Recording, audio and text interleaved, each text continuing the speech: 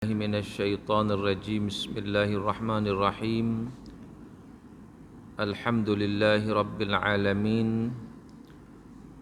والعاقبة للمتقين ولا عدوان إلا على الظالمين أشهد أن لا إله إلا الله وحده لا شريك له وأشهد أن محمدا عبده ورسوله ونصلي ونسلم على النبي الأمين وعلى آله وصحبه أجمعين سبحانك لا علم لنا إلا ما علمتنا إنك أنت العليم الحكيم رب اشرح لي صدري ويسر لي أمري واحلل عقدة من لساني yafqahu qawli amma ba'd.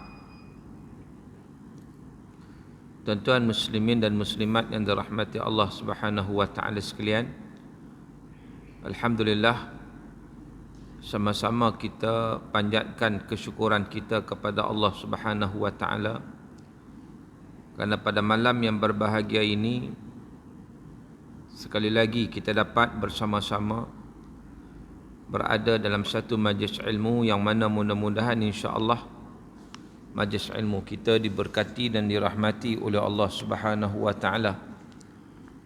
Dan kita akan sambung kembali walaupun bukan pada jadual yang asal.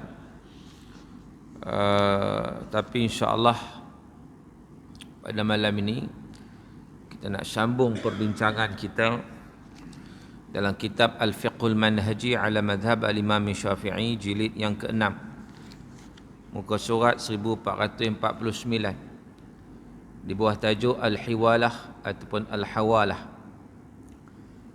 Jadi macam biasa bagi sesiapa yang mempunyai sebarang persoalan yang nak bertanya, anda boleh mengemukakan soalan anda kepada saya, apa-apa soalan ya, apa-apa soalan terbuka, sama ada yang berkaitan dengan tajuk ataupun yang di luar tajuk pun boleh.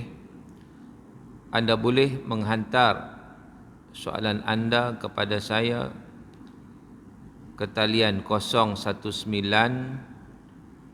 324 1364. Saya ulang sekali lagi, sesiapa yang mempunyai soalan, anda boleh mengemukakan soalan anda kepada saya di talian 019 324 1364. Baik.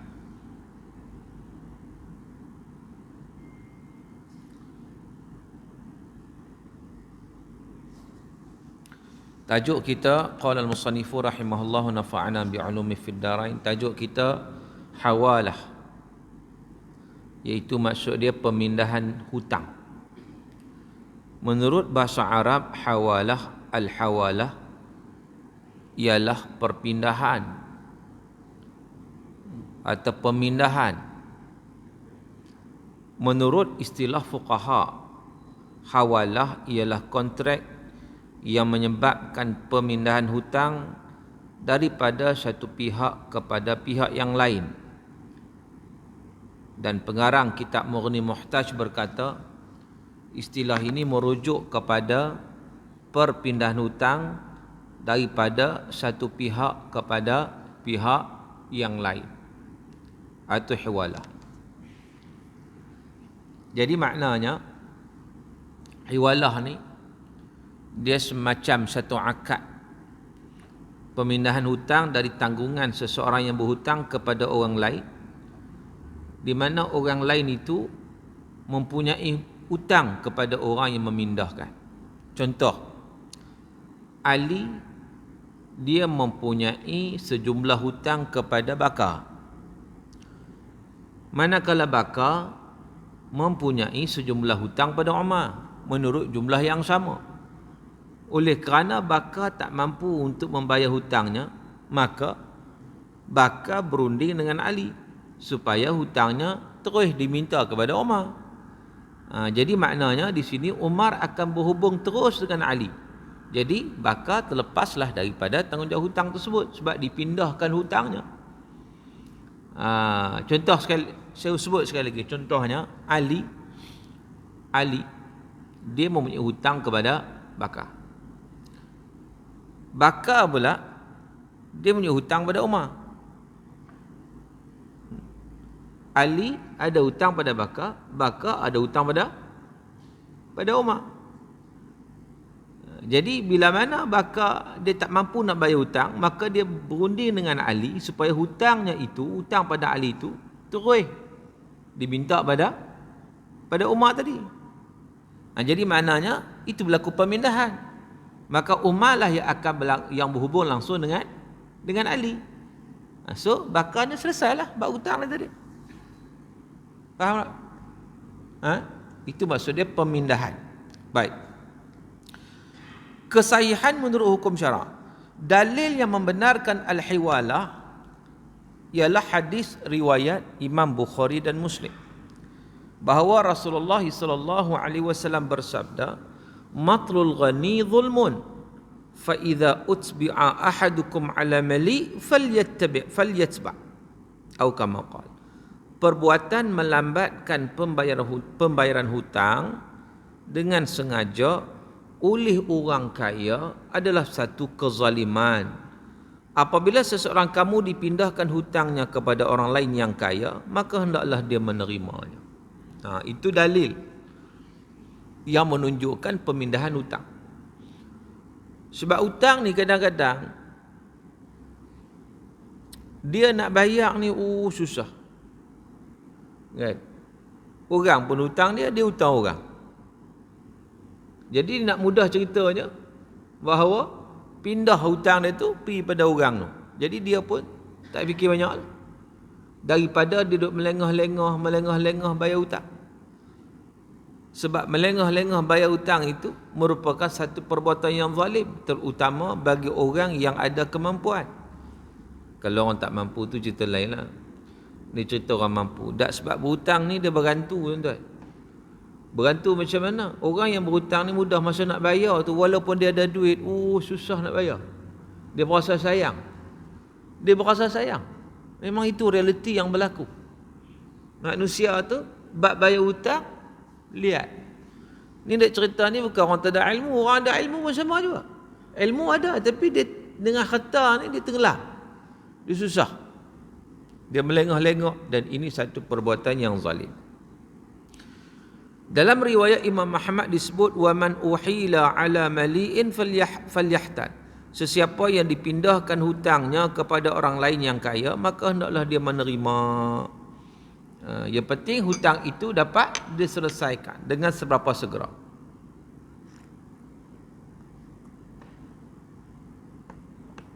Orang kaya di sini ialah orang yang berhutang, yang mampu bayar hutang. Kezaliman ialah melanggar hak orang lain dan ia diharamkan. Seseorang kamu dipindahkan hutangnya bermaksud sesiapa di kalangan kamu yang hutangnya dipindahkan kepada orang lain. Yang kaya ialah orang kaya yang mampu melunaskan hutang, maka hendaklah dia menerima, bermaksud hendaklah dia menerima pemindahan hawalah tersebut. Seluruh umat Islam pada sepanjang zaman telah bersependapat pemindahan hutang dibenarkan dan bertepatan dengan syarak. Tak pernah timbul sebarang pendapat yang menentang amalan ini, pindah hutang ni. Jumhur ulama berpendapat ayat perintah yang dinyatakan dalam hadis maka hendaklah dia menerima hanyalah merupakan perintah sunat atau sekadar suatu galakan, bukan merujuk kepada perintah wajib. Dengan ini, sesiapa yang memberi hutang kepada seseorang lalu penghutang meminta supaya hutang tersebut dipindahkan kepada orang lain yang akan membayarnya, maka dia digalakkan menerima pemindahan ini, bukan yang diwajibkan. Malah pemindahan ini hanya digalakkan jika orang yang mengambil alih hutang tersebut mampu melunaskannya, di samping tiada sebarang keraguan pada hartanya. Jika orang tersebut tidak berkemampuan melunaskan hutang tersebut atau harta yang dimilikinya diragui, pemindahan tersebut tidak digalakkan untuk diterima oleh pemiutang. Jadi maknanya Dia berlaku di antara tiga pihak lah. Jadi kalaulah pemindahan hutang ni maknanya diyakini orang itu boleh bayar. Kalau tak boleh bayar, dia pindah naya lah kawan tu. Pindah hutang tetapi hutang tetap tidak dibayar, maka itu sebab tu penerimaan pemindahan hutang itu bukanlah satu yang diwajibkan, tetapi satu yang digalakkan untuk memudahkan proses dan juga memberi kemudahan kepada pihak-pihak untuk membayar hutang. Baik. Terdapat beberapa rukun dan syarat. Setiap perkara ni dia ada rukun dan syarat dia dalam kontrak hawalah ni. Iaitu yang pertama, mengenai rukun dan syarat, yang pertama muhil. Muhil tu siapa? Penghutang yang telah memindahkan hutangnya pada pemiutang kepada orang lain. Itu muhil nama dia. Penghutang mestilah seorang yang berkelayakan menjalankan kontrak, iaitu orang yang berakal dan baligh. Dia nak pindah hutang ni, dia sendiri mesti berkelayakan. Sebab itu kalau orang tu gila ke, dia belum mumayyiz ke, mereka dikategorikan sebagai orang yang belum berakal, dan akal ni merupakan satu syarat sah untuk menjalankan sesuatu urusan. Kalau tidak berakal, apa-apa akad yang berlaku pun tidak sah. Tak boleh. Budak-budak kecil yang tak mumayyiz. Dalam mazhab Syafi'i ada yang menyatakan pandangan sebahagian pandangan yang tak baligh lagi, yang tak rushd, yang tak matang lagi pun tak boleh buat akad jual beli. Sebab dia tak matang. Apatah lagi yang tidak mumayyiz. Maka tidak dibenarkan wali dia nak kena ambil alih. Dia sekat tunjuk barang boleh lah, tapi wali dia nak kena berurusan. Sebab dia tidak berakal. Tidak berakal, apa-apa kaitan dengan akad tidak dibenarkan. Yang kedua, muhal. Muhal iaitu pemiutang yang mana hak milik hutangnya dipindahkan untuk dibayar oleh orang lain, bukan oleh orang yang berhutang dengannya. Itu muhal. Dia ni orang berhutang dengan dia, tapi hak orang berhutang tu tak bayar, dipindahkan kepada orang lain. Orang lain tu akan bayar kepada dia. Itu muhal. Baik. Jadi muhal ni apa? Muhal ni, ini istilah lah. Tadi muhil, ni muhal. Muhil, ni muhal. Muhal ni ialah pemiutang yang memberikan hutang kepada penghutang, dan penghutang memindahkan hutang itu supaya dibayar oleh orang lain. Dan orang ni juga disebut sebagai muhtal, iaitu orang yang meminta pemindahan. Itu okey, itu maksud dia muhal. Jadi muhal ni pun ataupun pemiutang ni, dia juga perlu memenuhi syarat, iaitu berkelayakan menjalankan kontrak. Makna dia juga berakal. Kalau tak berakal, dia tak berhak. Selain itu, dia mestilah baligh kerana persetujuan oleh kanak-kanak tak sah. Ini kerana sebarang kenyataannya dalam muamalat tak diambil kira oleh hukum syarak kalau tak baligh. Jadi untuk dia menerima itu pemindahan hutang tu, dia mesti baligh dan juga berakal. Itu syarat dia. Yang ketiga, muhal alaih. Apa itu muhal alaih? Tadi muhil, penghutang. Muhal, pemiutang. Muhal alaih, orang yang bertanggungjawab untuk melunaskan hutang kepada pemiutang pada muhal. Muhal alaih ni orang yang akan bertanggungjawab nak jelaskan hutang kepada pemiutang, iaitu kepada muhal. Muhal alaih juga disyaratkan mesti orang yang berakal dan baligh. Reti, cerdik, berakal, baligh. Tak sah sesuatu hutang dipindahkan kepada orang gila atau kanak-kanak. Kita pindah ke hutang, ada seorang budak ni, dia akan bayar. Pindah pada dia. Tak boleh, tak sah. Sebab dia budak-budak lagi. Walaupun kanak-kanak tersebut sudah mumayyiz, juga tidak boleh. Kerana tanggungjawab hutang dan membayar hutang mengandungi unsur menyumbang. Orang yang tidak baligh dan tidak berakal tidak sah menyumbangkan harta mereka. Mereka tertakluk kepada wali. Baik. Yang keempat, rukun yang keempat, muhal bihi. Muhal bihi itu ialah hak pemiutang yang perlu ditunaikan oleh penghutang dan dipindahkan pula kepada muhal alaih Hak ni mesti memenuhi syarat. Yang pertama hak yang nak peroleh tu, hak hutang tu mesti dalam bentuk hutang. Itu yang pertama. Tidak sah dilakukan pada barangan yang sedia wujud, kerana hawalah ialah perpindahan hukmi. Pemindahan ini bererti pemindahan sesuatu daripada tanggungan seseorang kepada tanggungan orang lain. Pemindahan itu mana pemindahan tanggungan. B nak kena bayar kepada A, B pindah kepada C, C akan bayar kepada A. So dia pemindahan apa dia panggil? Pemindahan tanggungan. Pemindahan barangan yang sedia wujud adalah pemindahan hakiki, bukan pemindahan hukmi. Kerana ia tidak disabitkan dengan suatu tanggungan, oleh itu dia tak termasuk hukum hawalah. Dia pemindahan hukmi, pemindahan tanggungan, bukan pemindahan benda yang wujud, barangan dan sebagainya. Jika hak tersebut dipindahkan kepada pihak ketiga dalam bentuk barangan yang sedia ada seperti pemaidani atau mesin basuh untuk diserahkan kepada pemiutang, pemindahan tersebut dinamakan wakalah, bukan hawalah. Hukum berkaitan dengan wakalah. Wakalah ni wakil, bukan hawalah. Maknanya dia nak pindahkan, dia nak bagi apa? Mesin basuh. Benda dah ada. Jadi dia wakil kepada B nak bagi pada A. Kan? Jadi B wakil kepada C untuk bagi pada A.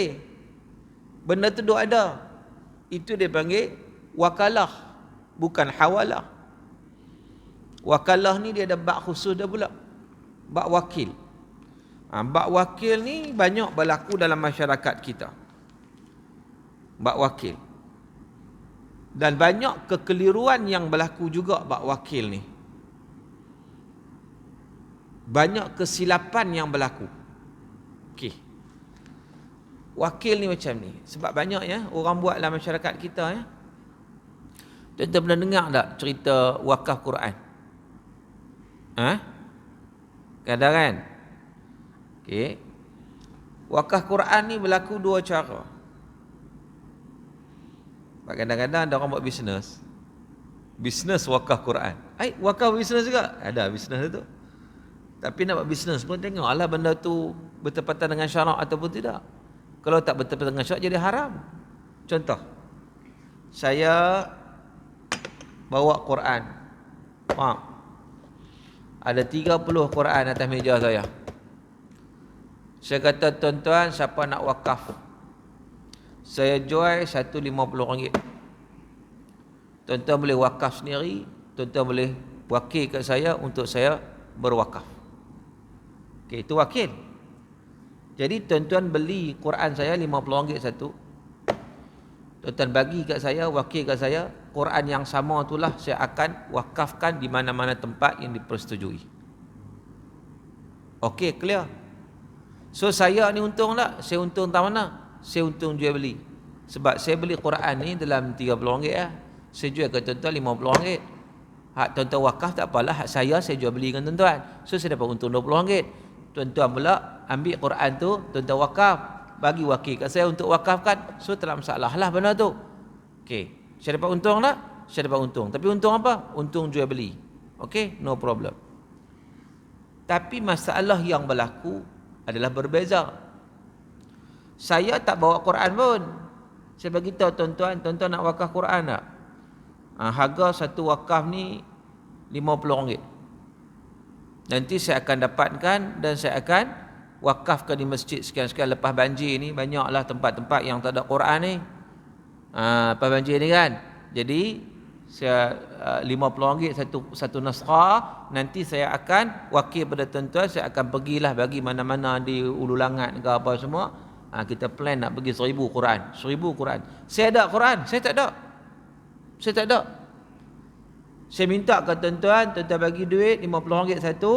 Saya akan pergi wakaf Quran nanti. Saya akan dapatkan Quran. Saya akan pergi wakaf di mana? Di Ulu Langat. Di surau-surau yang terjejah banjir. Tuan-tuan pun bagi RM50 kat saya. Wakil ni, wakil kat saya. Saya pun pergi kedai, saya belilah Quran RM30. Saya ambil duit tuan-tuan RM50 sebagai wakil. Saya pergi beli Quran 30. So 20 lebih 20 duit siapa? 20 duit siapa? Ha? Duit tuan-tuan bukan duit saya. Sebab saya wakil je. Saya bukan jual beli.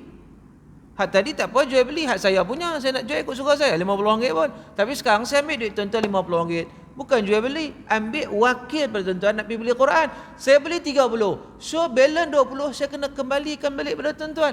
Tak boleh hak duk berlaku sekarang, dia pergi ambil collect 50, dia pergi beli 30, 20 dia masuk poket. Ini lama dia haram, makan harta secara batil. Nampak tu wakalah. Wakalah banyak berlaku dalam masyarakat kita. Sebab tu dia seronok buat wakaf Quran.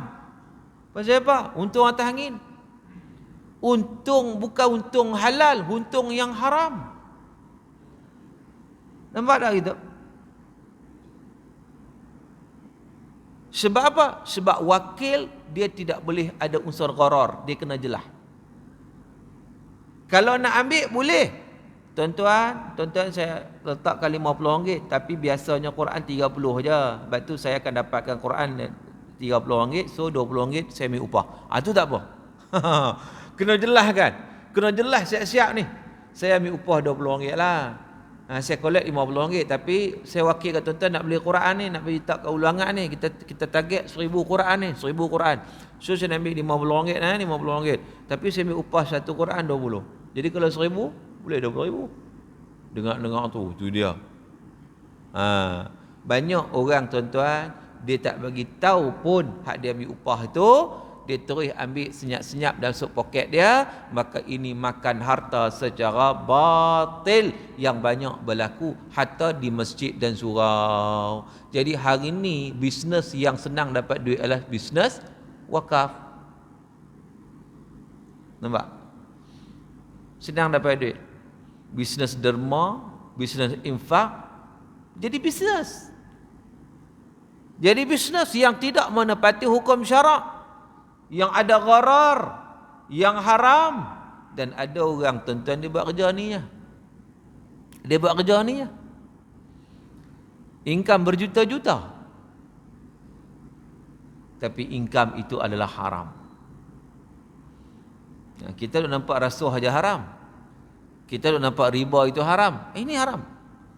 Makan harta secara batil yang tidak bertepatan dengan hukum syarak. Itu wakalah. Itu bak wakil.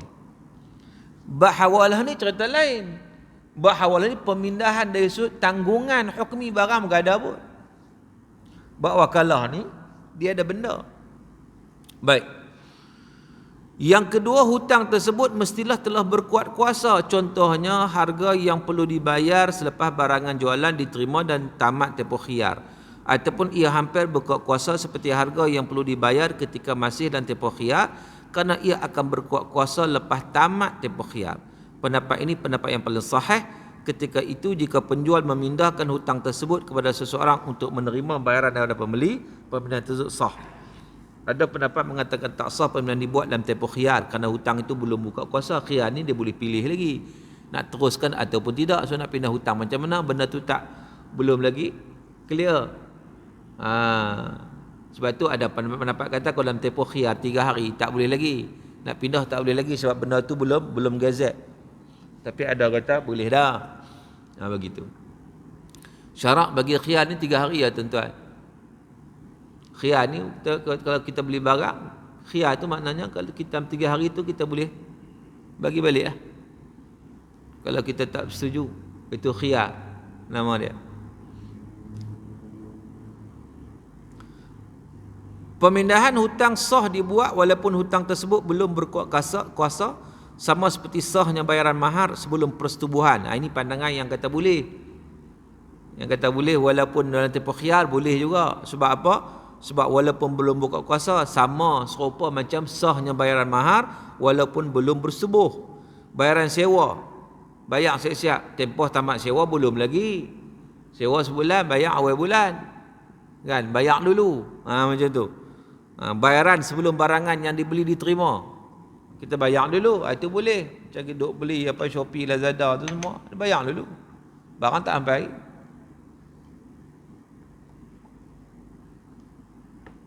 Maka di sini menunjukkan pendapat yang kata dia sudah dikira boleh walaupun dalam tempoh khiyar.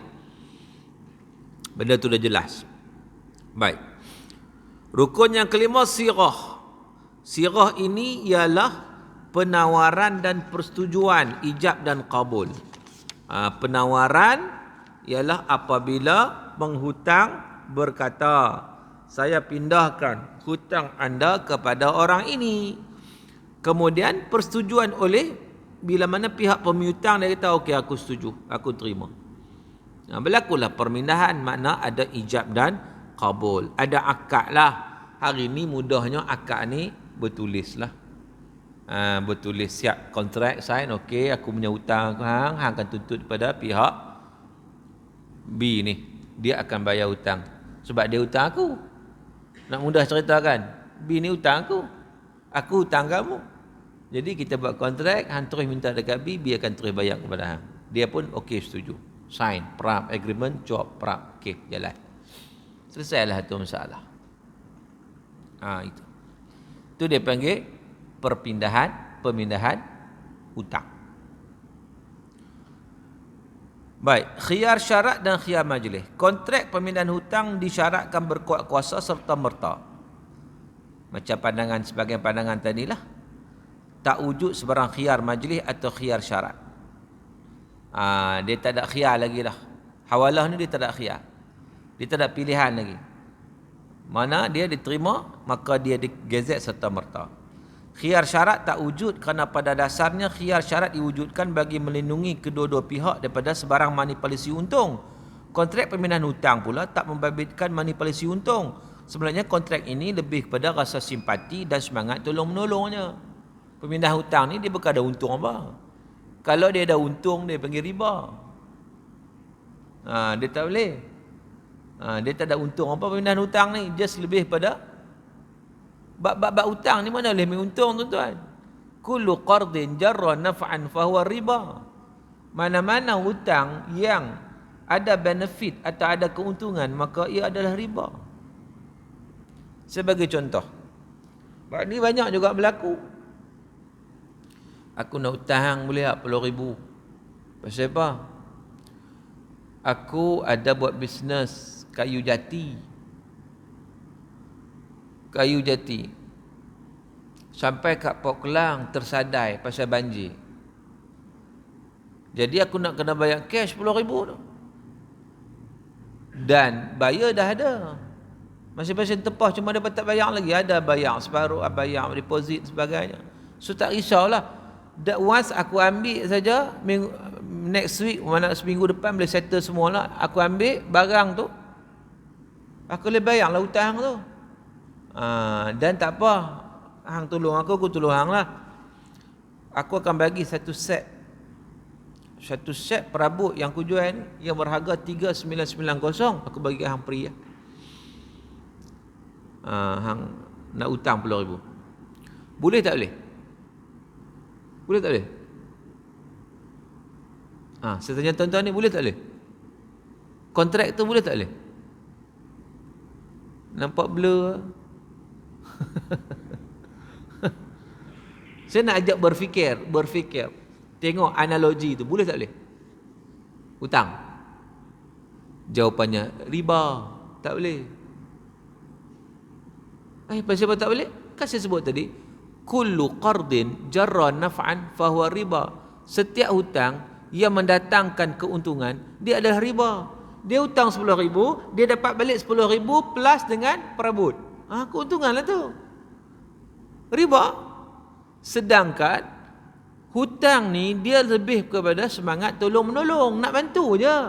Kau ni susah terdesak ni, tak apa, aku memang ada duit, aku tak guna pun dalam bank tu. Ambil 10,000, nanti minggu depan bagi balik. Itu je.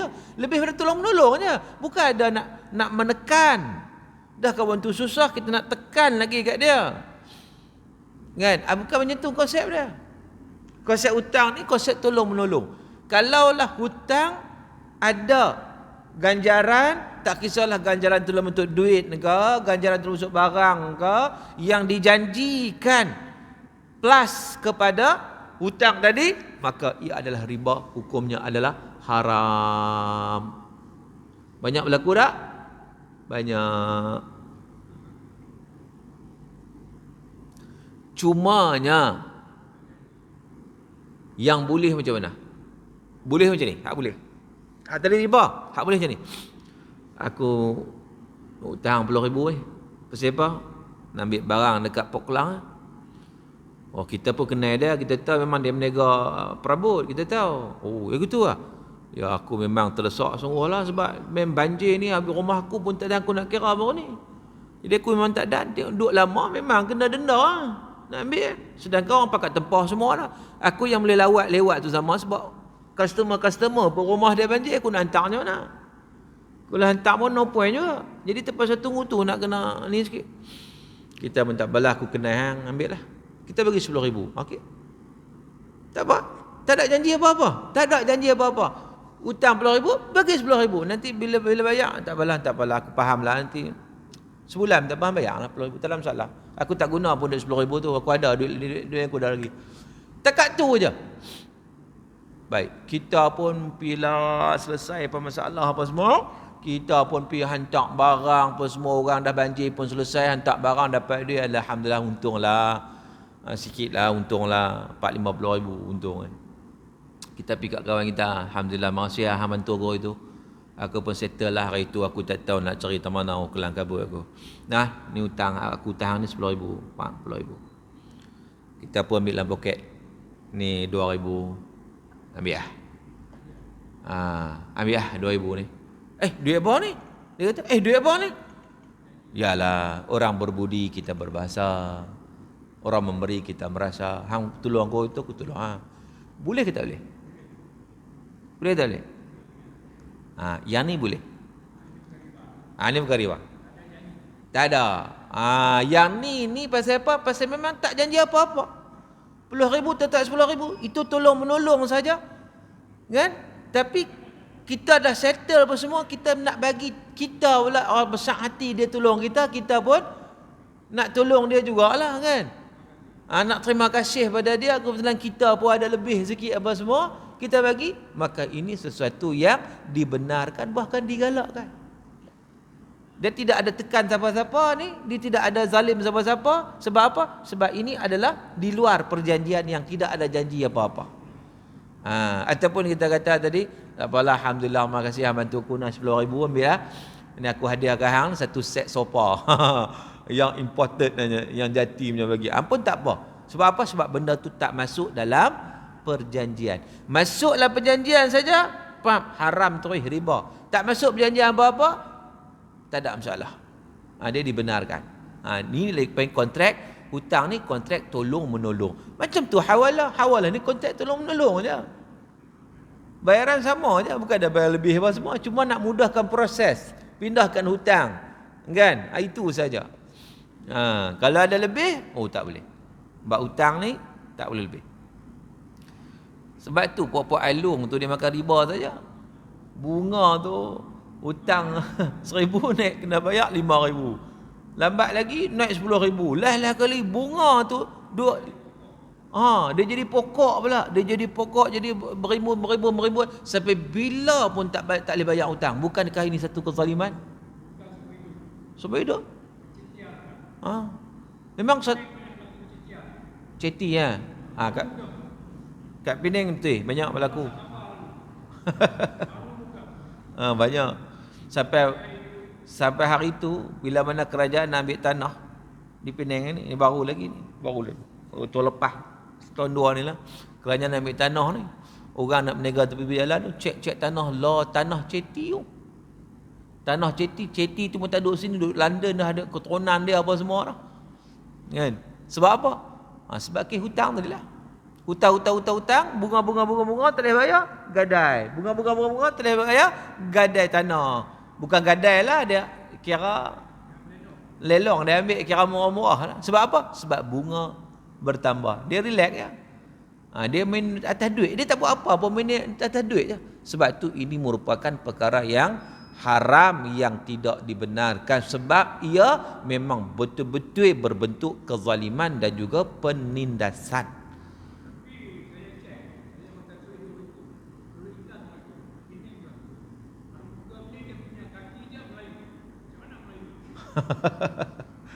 Orang tengah dia makan komisen lah. Dia makan komisen lah. Yalah, yang orang tengah ni yang jadi ni Melayu lah juga. Kalau tidak, macam mana nak approach kepada apa? Kepada orang kampung ni, kan? Arumugam mana nama dia? Arumugam pilih. Dialah tu. Sampai sekarang nama dia diabadikan. Sampai sekarang nama dia diabadikan kat Penang.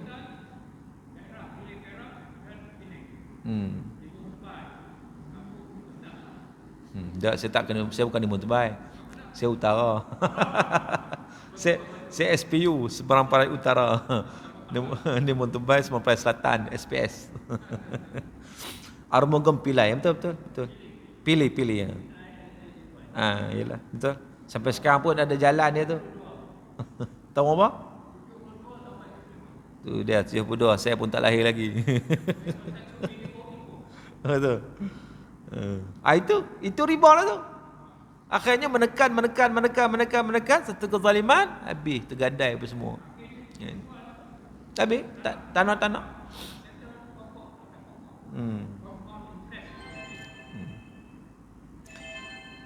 Dan riba pula dia dibenarkan. Pasal apa riba dibenarkan? Sebab Yahudi yang mempelopori riba itu. Yahudi mempelopori dan dia diterima sebagai satu bahan akademik. Buku-buku orang belajar ekonomi di universiti memang terima sistem riba. Dia satu hakikat yang diterima di universiti. Tak salah. Jadi itu satu benda yang sampai hari ini orang terima. Asalkan bertepatan dengan undang-undang. Itu kita pinjaman wang berlesen. Ada lesen jalan lah. Kan? Sedangkan dia suri Islam dengan kira lesen tak lesen, benda tu dah haram. Benda tu menekan, benda tu menzalimi. Dia akan menyebabkan berlakunya kegusaran dalam masyarakat, bahkan akan menjadinya orang miskin bertambah miskin, orang kaya bertambah kaya. Akhirnya apa dapat masyarakat? Hidup macam mana? Hidup dalam keadaan penindasan. Siapa kuat dia lah kudrat. Itu yang akan berlaku. Akhirnya tak stabil hidup dalam masyarakat, nak aman macam mana? Tak ada lah kasih sayang, tak ada dah, kan? Jadi orang yang lemah ni diperah betul-betul. Orang yang hebat dia relax, kan, tak ada apa-apa. Ini satu sistem yang memang merosakkan, yang menghancurkan. Jadi Allah dah jelas wa halallahu al-bai'a wa harrama riba. Allah halalkan jual beli, haramkan riba sebab itulah. Sebab riba ni satu bentuk penekanan kezaliman yang menghancurkan.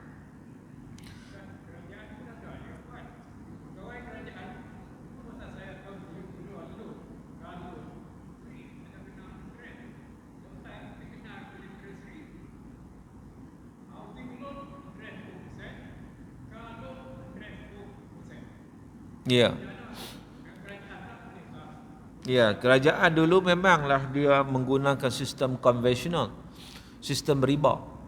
Sehingga kan sekarang barulah ada perubahan. Dia lain-lain. Perkhidmatan lah, tetapi dia menggunakan sistem jual beli. Dia riba ni, dia sistem pinjaman.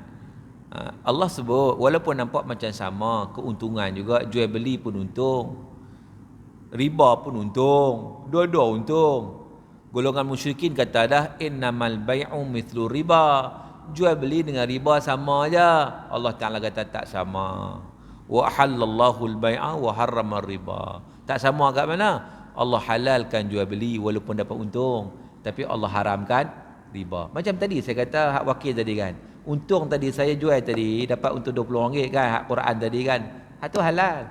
Tapi saya wakil tuan-tuan ambil untung RM20 tu haram.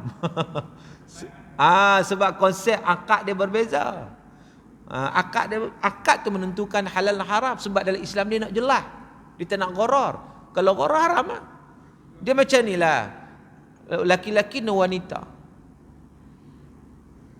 berhubung laki-laki dan perempuan, satu yang ada akad halal, satu tak ada akad haram. Berhubung sama tak? Sama tak berhubung? Sama kan?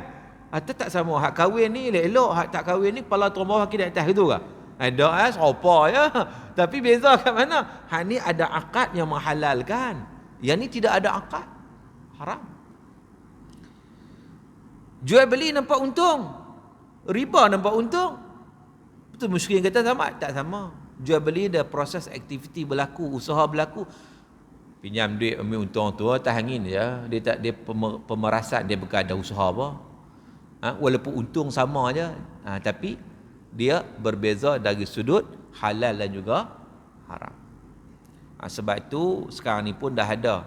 Kita kata kalau dalam konteks muamalat, ada dah muamalat secara Islam. Jadi wajiblah kita ambil muamalat secara Islam. Kalau zaman-zaman dulu tu tak upaya, zaman 70-an memang tak ada lah. Memang tak ada lah. Sebab apa? Sebab khurafat Yahudi telah menyatakan kalau riba tak ada, ekonomi tak berkembang. Hak tu dipegang sejak sekian lama. Tapi bila sekarang ni kita berjaya buktikan bahawa khurafat Yahudi itu tak benar, boleh maju je pun menggunakan sistem muamalah Islam yang tidak terlibat dengan riba, boleh ya pun ekonomi berkembang sama je.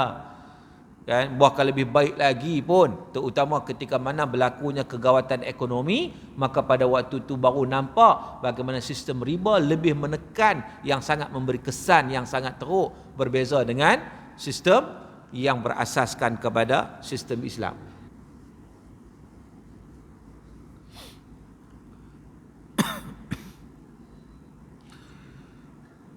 Baik, tuan-tuan muslimin dan muslimat yang dirahmati Allah, kita tengok soalan yang dikemukakan. Assalamualaikum Ustaz. Waalaikumsalam. Jika seorang muslim sewaktu ujian sakaratul maut terpesong akidahnya menjadi kafir, adakah ia masih berpeluang masuk syurga Allah walaupun seluruh hidupnya adalah sebagai seorang muslim?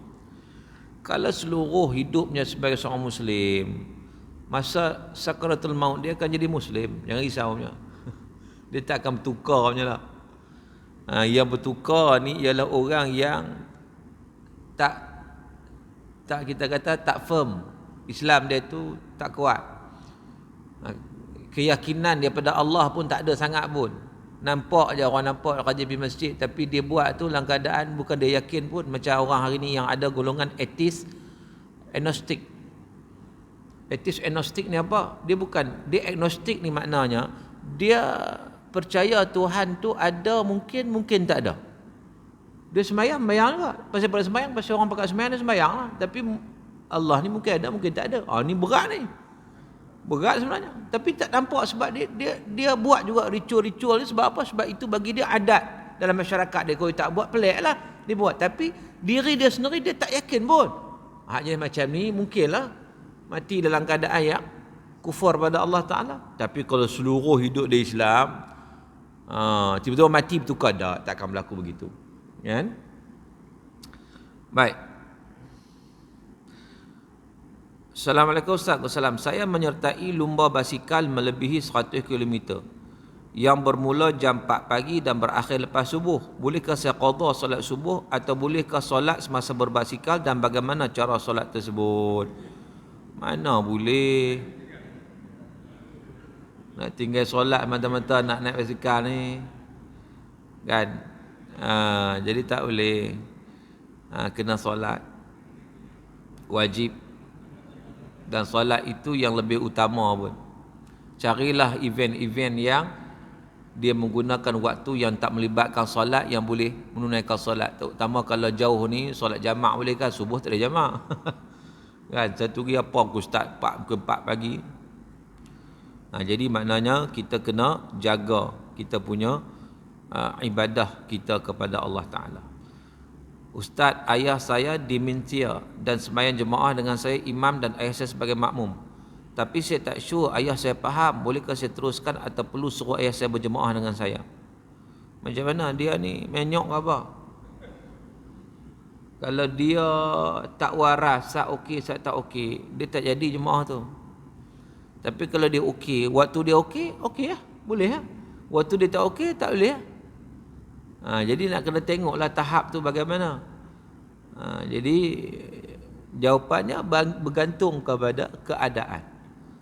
Dia boleh faham tak apa yang dia baca, dia okey ke tak okey. Kalau semua okey tak apa.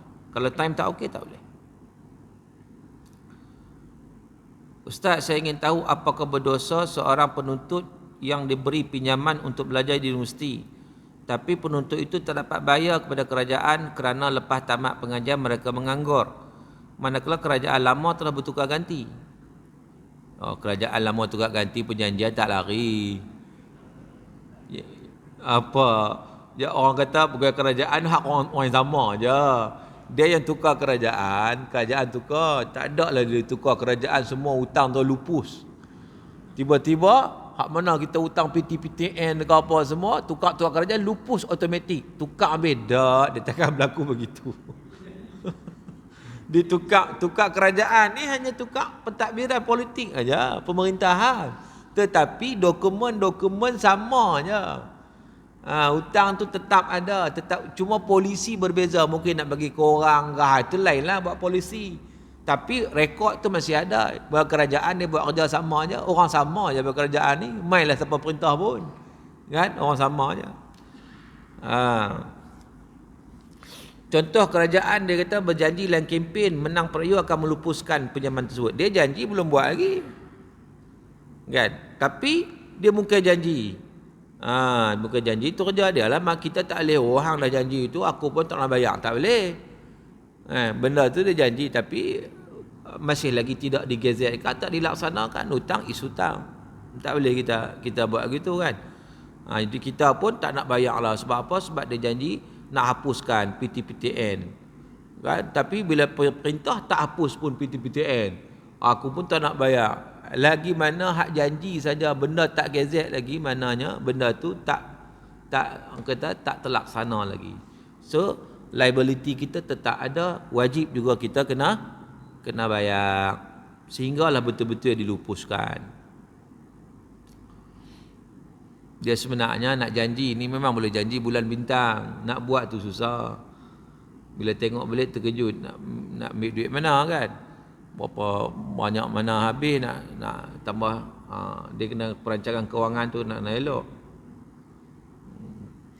Ustaz, pertanyaan saya, kita ini lihat terlalu banyak organisasi yang menjalankan kutipan atas nama wakaf, bantuan fakir dan sebagainya. Di sebalik aktiviti tersebut, kita dapat lihat bagaimana ada iklan yang dibuat memerlukan kos periklanan yang mahal, sehingga ribuan ringgit dan gaya hidup yang mewah. Sebagaimana yang diketahui, pemilik pertubuhan tersebut boleh mengambil 3% dari jumlah sumbang untuk cover overhead cost. Persoalannya, apakah hukumnya sebab penderma mengharapkan derma yang diberi digunakan serata-merta untuk tujuan wakaf dan sebagainya. Sebab itu saya kata tadi bahawa dia bisnes derma tu, dia bisnes. Dia ambil atas tu, bukan ambil 3%. Kalau kerajaan benarkan contoh 3%, okey. Benda tu semua diketahui. Tapi sekarang ni dia ambil 40%, dia ambil 50%, dia ambil 60% pun dah. Tanpa pengetahuan penderma pun. Tak declare pun. Sebab tu dia boleh buat macam-macam. Billboard apa semua kan. Pasal tu je. Penderma je. Jadi maknanya, kalau benda tu gharar tak jelas, makan harta secara batil. Sebab tu saya kata tadi bahawa memang zaman sekarang ni mudah orang cari duit melalui derma. Bisnes derma. Jadi satu bisnes pula. Ini kata akhir zaman ni, sampai tahap macam tu, orang mengambil kesempatan. Jadi siapa-siapa yang buat salah, dia bertanggungjawab di depan Allah Ta'ala. Ustaz, ASB dividen kan darab 2.5% zakat tu bagi fakir miskin ke macam mana? Keuntungan ASB sebagainya ialah memang zakat 2.5% bagi kepada pusat zakat lah. Bagi pusat zakat, dia urus lah. Ustaz, imam membaca surah lepas habis Fatihah tanpa memberi peluang makmum menghayati surah yang dibaca. Bolehkah makmum membaca Fatihah seiring dengan imam yang membaca Fatihah supaya lepas amin makmum boleh menghayati surah yang dibaca? Kalau dia ikut imam, dia tak hayati Fatihah pula. Dia tak kata Fatihah itu rukun. Jadi maknanya dia yang sunatnya bila imam baca Fatihah dia dengar dulu. Bila imam habis Fatihah baru dia baca Fatihah. Walaupun waktu itu imam tak tunggu, imam baca surah pun tak apa. Dia fokus pada Fatihah, bagi selesai Fatihah barulah dia kembali untuk menghayati bacaan imam. Itu. Baik. Assalamualaikum, Waalaikumsalam. A bagi hutang pada B dalam bentuk emas 1 gram pada 1 bulan. 1 gram pada 1 bulan, hutang emas tak boleh. Emas ni daripada awal reject dah. Emas tak boleh berhutang. Daripada awal tak boleh dah. Hutang. Sebab emas ni transaksi dia adalah yadan biyadin ha'an bihain, on the spot basis. Itu transaksi emas. Ustaz, bila kita dengar seorang non-Muslim mati, kita sebagai orang Islam, bolehkah kita sebut Inna lillahi wa inna raji'un? Boleh. Sebab maksud apa? Inna lillahi wa inna raji'un? Kita milik Allah dan kita akan kembali pada Allah. Adakah orang Islam yang milik Allah akan kembali pada Allah? Orang bukan Islam tak kembali pada Allah? Semua makhluk kembali pada Allah. Semua makhluk. Jadi tak salah kita sebut begitu. Kita menginsafi dia mati, bukan Islam pun. Inna lillahi wa inna ilaihi raji'un. Kita semua milik Allah, kita kembali pada Allah. Dia bukan Islam pun, dia kembali pada Allah juga. Kan? Cuma dia tak dapat redha Allah. Begitu beza dia. Okay? Jadi istilah itu tidak ada masalah. Wallahu ta'ala alam. Itu je soalan yang sampai pada saya. Ada soalan lisan? Lisan ada? Tak ada. Okay? Tak ada, sekadar itu. Apa yang baik datang daripada Allah, salah silap saya maaf. Sekian aqulu qawli hadza wa astaghfirullahal azim li wa lakum. Wabillahi taufiq hidayah. Assalamualaikum warahmatullahi wabarakatuh. A'udzubillahi minasyaitonir rajim. Bismillahirrahmanirrahim. Alhamdulillahirabbil alamin, wassalatu wassalamu ala asyrafil mursalin wa ala alihi washabihi ajma'in. Allahumma ij'al jam'ana hadza jam'an marhuma wa tafarruqana min ba'dihi tafarruqan ma'suma. Allahumma faqihna fid din wa 'allimna ta'wil. Allahumma atina afdhala ma tu'ti ibadaka salihin. Rabbana 'alaika tawakkalna wa ilaika anabna wa ilaikal masir. Rabbana atina fid dunya hasanah wa fil akhirati hasanah wa qina azaban nar. Wa sallallahu ala sayyidina Muhammad wa ala alihi washabihi wa baraka wa sallam. Alhamdulillahirabbil alamin. Taqabbalallahu minkum.